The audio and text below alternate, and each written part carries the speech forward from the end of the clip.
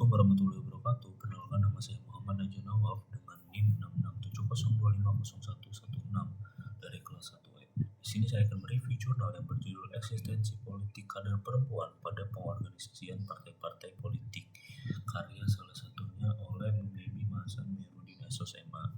Jadi di jurnal ini itu membahas tentang kebijakan kuota 30% untuk keterwakilan perempuan yang diatur dalam Undang-Undang Nomor 2 Tahun 2008. Namun implementasinya itu masih jauh dari harapan. Perempuan di partai politik itu seringkali cuma dianggap sebagai pelengkap untuk memenuhi persyaratan normal. Yang menarik juga di jurnal itu membahas lengkap tentang perjuangan perempuan dari dulu sampai sekarang, dari masa era kerajaan sampai dengan masa penjajahan. Contohnya seperti ada pahlawan perempuan seperti Cut Nyak Dien dan yang berjuang melawan Belanda, serta Raden Ajeng Kartini yang memperjuangkan pendidikan untuk perempuan. Sekarang di jurnal ini juga membahas tentang data keterwakilan perempuan. Keterwakilan perempuan di DPR RI itu terus dari tahun ke tahun itu mengalami peningkatan. Sebagai contoh, pada pemilu tahun 1999, keterlibatan perempuan di pemilu itu di angka 8,8%. Dan pada pemilu tahun 2019 itu mengalami kenaikan yaitu 20,87%. Namun angka ini masih jauh dari target yaitu 30%. Meskipun ada kemajuan dalam angka tersebut, kadar perempuan itu mengalami berbagai tantangan. Yang pertama itu adalah tantangan kultural, yaitu budaya patriarki. Jadi ada pandangan bahwa politik itu keras, kotor dan berisiko, tidak cocok untuk perempuan, dan laki-laki itu dianggap lebih superior dan lebih cocok untuk masuk ke dalam dunia politik. Kedua itu adalah faktor ekonomi dan oligarki. Kepentingan partai itu dikuasai oleh oligarki dan perempuan itu dianggap lemah dan tidak bisa menghasilkan uang. Yang ketiga itu adalah faktor minoritas. Meskipun jumlah penduduk laki-laki dan perempuan itu hampir seimbang, perempuan di politik itu masih menjadi minoritas. Mayoritas itu laki-laki. Yang keempat itu faktor jaringan. Perempuan itu kesulitan membangun relasi dengan media maupun lembaga-lembaga masyarakat. Yang kelima yaitu faktor struktural. Kuota 30% ini seringkali dianggap hanya sebagai formalitas. Perempuan itu cuma dipakai untuk memenuhi kuota. Dan perempuan itu sering dihadapkan pada dua pilihan, yaitu keluarga ataupun karir politik. Selanjutnya itu saya akan membandingkan dengan 5 jurnal internasional. Yang pertama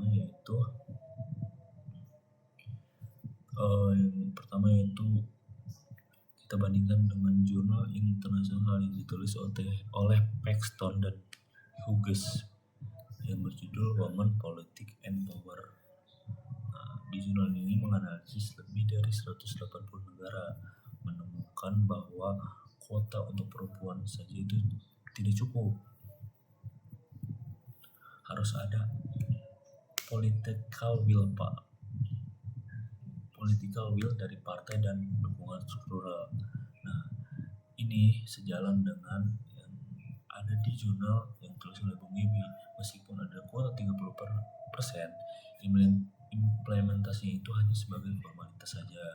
Yang kedua yaitu jurnal yang ditulis oleh Dahlerup yang berjudul Critical Mass.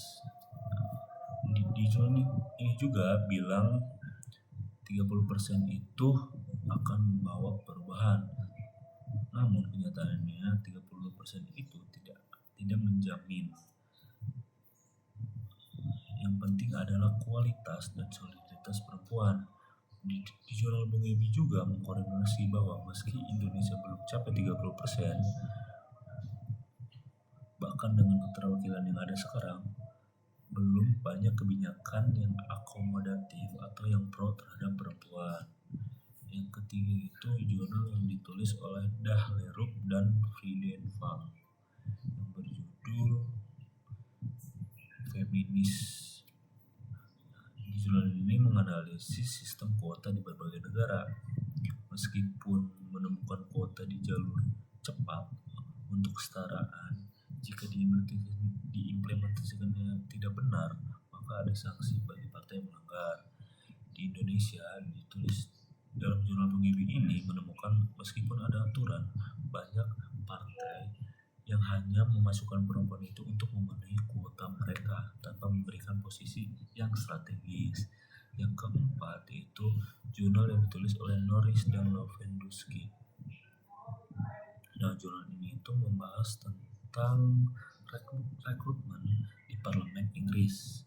Mereka menemukan Labour Party yang menerapkan all-woman shortlist berhasil meningkatkan keterwakilan drastis. Di Indonesia sendiri yang ditulis di jurnal penggibi ini menemukan bahwa partai lebih memilih kader laki-laki atau perempuan dari dinasti politik. Nah, ini mendukung rekomendasi bahwa partai itu perlu sistem kaderisasi yang demokratis. Yang terakhir itu membandingkan dengan jurnal yang ditulis oleh Child dan Krog, Jurnal Government and Opposition. Mereka bilang perubahan itu tidak bergantung pada jumlah perempuan, tetapi pada keberadaan individu atau kelompok kecil yang punya komitmen kuat pada isu dan posisi strategis. Di jurnal penggibi juga menemukan hal yang sama. Di Banten, meskipun 50% kepala daerah itu perempuan, belum ada kontribusi signifikan untuk hak-hak perempuan. Jadi, sekian review jurnal saya. Mohon maaf bila ada kesalahan dan kekurangan. Wassalamualaikum warahmatullahi wabarakatuh. Terima kasih.